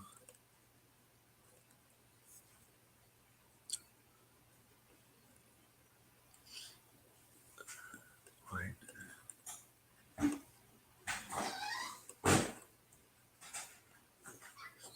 It's titled "Why Did God Flood the Earth?" It's pretty good. Now, this one here. Whose wife is this lady going to be? And they say no. Like we'll be like the angels in heaven. So, Noah was perfect in his generation. If you go on YouTube, he has a 3-hour lecture on Earth. And I don't want anything to do with a God that would choose a group of people. Serpent, if you look at it, you'll be healed. Cracking rocks, get exist. That's going to totally, skeletal found, skeletons found. Giants, stuff like that. There's tons. Hybrids, the lion with a snake tail, Medusa, human with snake hair, centaurs, half human, half something. The vaccine. We could do this again. Just trying to spark your interest. Giants being behind it. Is it just human imagination, or is it based that the water just, like, whatever happened extremely fast? I believe in a flood.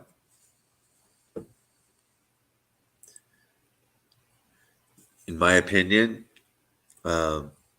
exactly like nutritional science, I'm like, okay, it's been like almost a century now, guys, that you have been removing all the animal fats. You've been putting in these toxic seed oils, and you keep on like adding carbohydrates that doesn't build our body. It just makes us fat because it's too much fuel.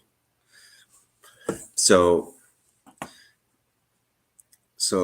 that's science, right? How could they've been wrong? All the institutions, nutrition and health, all these things, all the universities, nutrition program, nutritionist, diet, all of it. We know they've gotten it wrong.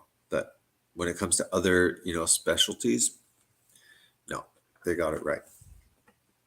I think there's ample evidence of the flood. Personally, enough to convince me. All right, guys.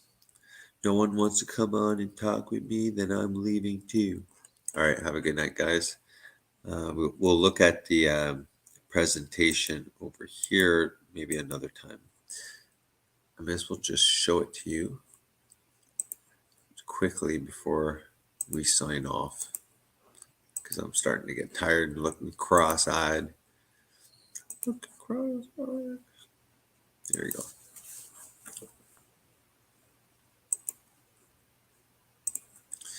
So the real reason God flooded the earth talks about the sons of God, the angels. Bene ha Elohim. I want to make sure it's working. Yeah, so sons of God and the Nephilim. So go into big detail over here in Genesis 6.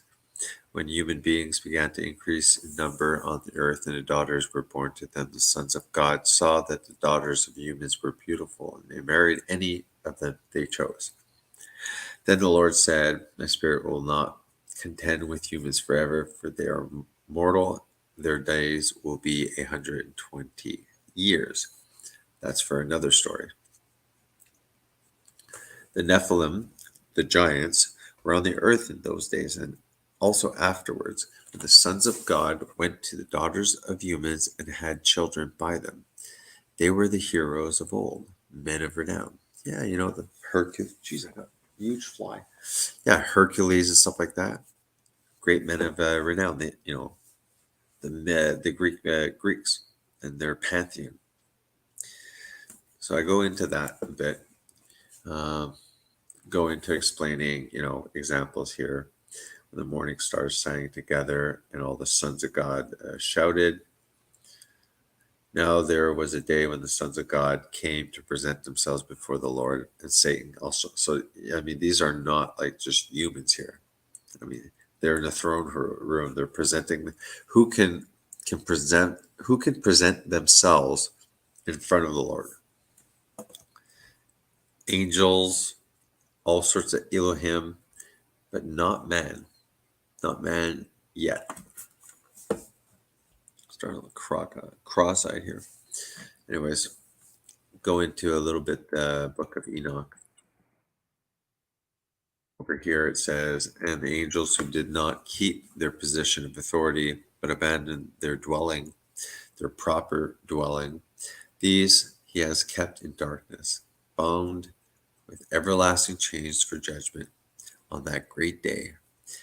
In a similar way, Sodom and Gomorrah and the surrounding towns gave them up to sexual immorality and perversion.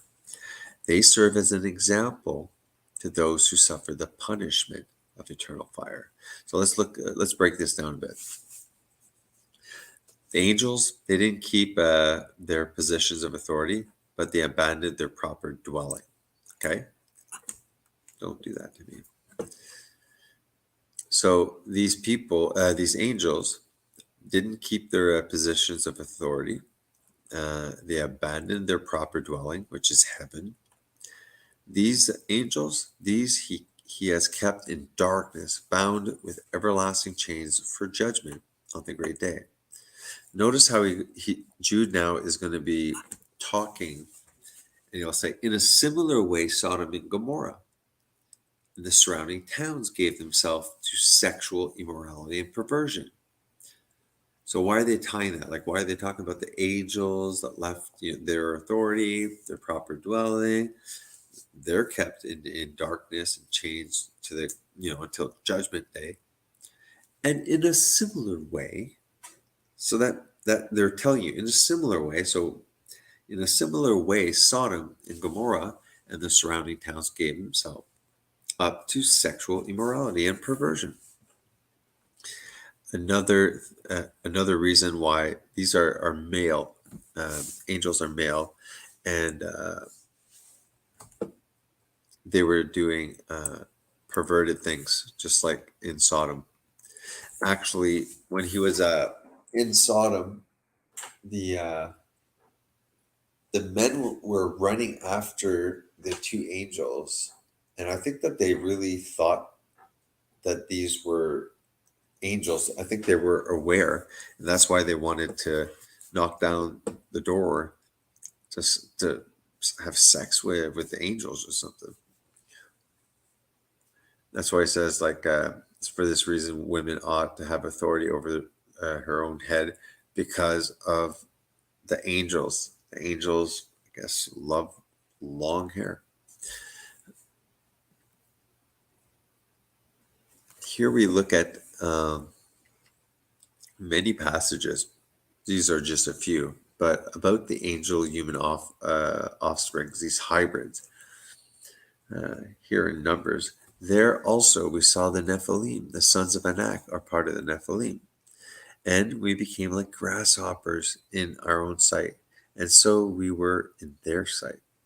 Then a champion came out from the armies of the Philistine, and Goliath from Gath, whose height was 6 cubits in a span. It goes on and on. There's a lot of passages. Giant clans in the Bible. What I'm going to do is do a much more profound, because I speak words that are much more in detail about each of these clans that were dwelling in the promised land. God promised Israel this area. What does Satan do? Puts all those abominations, all those giants, the Rephaim, the Emim, the Anakim, the Horim, the Avim, and the Zanzumim. There's also Zumim, which is also Sanzumim. These were the tribes God commanded the Israelites to ruthlessly slaughter and destroy.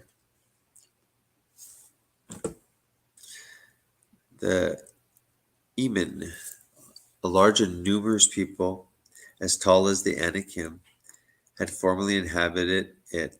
Like the Anakim, they are usually reckoned as Raphaim, though the Moabites call them the Em. So, like, you got the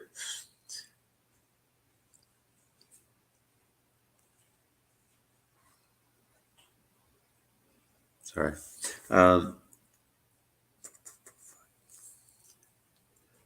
Like the Anakim, they are usually reckoned as Raphaim, but the Moabites call them Emim. So there's a lot here. Now only King Og of Bashan was left of the remnant of the Raphaim. In fact, and it gives the height of the bed. Some pictures. Here's a jawbone that was found in Lovelock Cave in Nevada. This would be our jaw.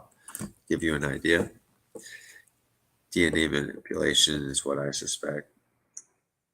Strange, says here, strange skeleton found.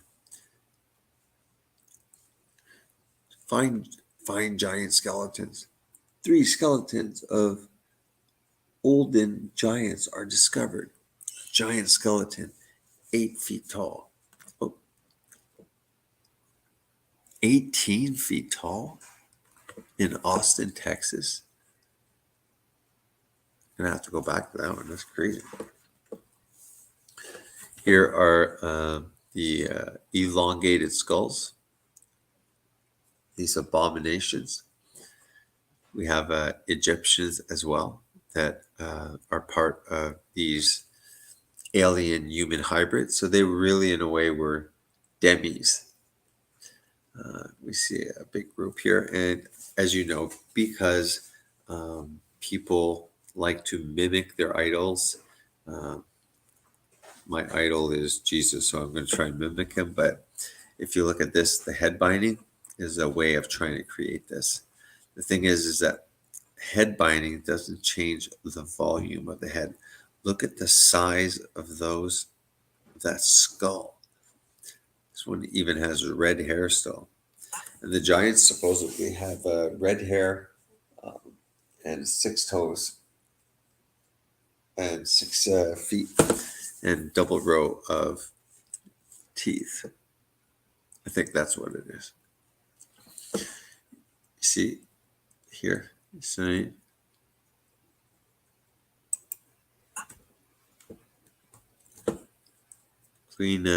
Look at the size of this head.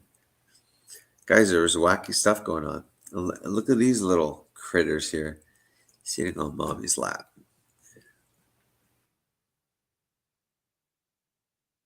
Giants,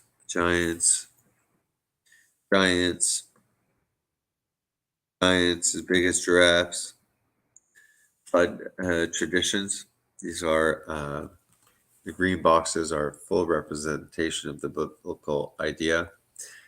The red is partial. But you can go through this. Here's all the empires. Interesting. That's it, guys. I'm falling asleep.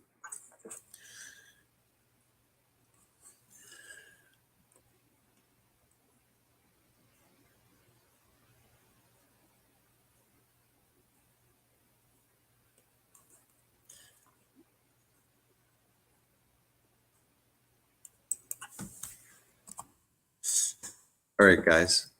Just went through. It's 4 people. It's 3 a.m. for me. I'm already falling asleep all of a sudden. So I'll see you tomorrow if you're interested in the morning or as early as possible. I try and do the morning bread. I think we're going to be at Matthew 11. Read through that chapter and give commentary. Good night. God bless, guys. See you.